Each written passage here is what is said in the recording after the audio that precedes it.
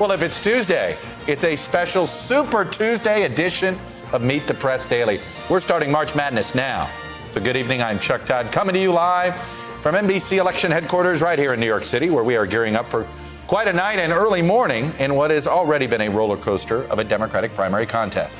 And they don't call it Super Tuesday for nothing. 14 states, the two biggest prizes, California and Texas, more than 1,300 delegates. That's roughly a third of all delegates are at stake tonight alone. And it's a significantly more competitive contest for the frontrunner Bernie Sanders than anybody thought possible just a few days ago. And then there's Joe Biden, who's rapidly consolidating support from the moderate wing of the party following his victory in South Carolina, endorsements last night from basically the former moderate field, Pete Buttigieg, Amy Klobuchar, and Beto O'Rourke. The first polls close in less than 2 hours, but we are just moments away from the first look at the NBC News Super Tuesday exit polls, which will give us an early look at the mood and makeup of the electorate in key contests tonight. The biggest thing I'm curious about, how many people waited to the very last minute to make their decision? Frontrunner Bernie Sanders is hoping that electorate gives him a commanding delegate lead after tonight. It would mean running up the score in California. 415 delegates alone are up for grabs in that state. Millions have already voted early. What does that mean? Could take weeks, by the way, to count all the California votes, which will inject yet another dose of uncertainty into this race.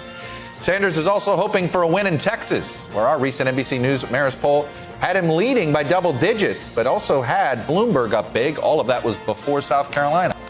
Biden, however, is hoping to limit the damage in those two states, maybe even pull a surprise in Texas, while building on that South Carolina win this weekend, where he hopes to have big victories in the other southern states up for grabs tonight. Think Alabama, Virginia, Tennessee. But even a great night for Biden still likely means that Sanders would be ahead in delegates. But momentum may matter, and keep an eye on the symbolic importance of whether Biden and Bloomberg's combined support outpaces Sanders tonight, which brings us to a couple of other X factors: Bloomberg's billions and the Warren wildcard. Bloomberg has dropped nearly $200 million on the Super Tuesday airwaves alone. It's an astronomical sum that may or may not get him above a simple 15% threshold to earn delegates. And then there's Elizabeth Warren, who's hoping to revitalize her campaign tonight. She needs to avoid losing to Sanders in her home state of Massachusetts, where Sanders rallied more than 10,000 people this weekend. Hello, YouTubers. If you're watching this, it means you've checked out our channel, so thank you. Now do me a favor, subscribe by clicking on that button down there. Click on any of the videos to watch the latest interviews and highlights from MTP Daily and MSNBC. You can get more Meet the Press content every morning in the First Read newsletter. If you're tired of content that you don't know anything about where it came from, you don't have to have that problem with us.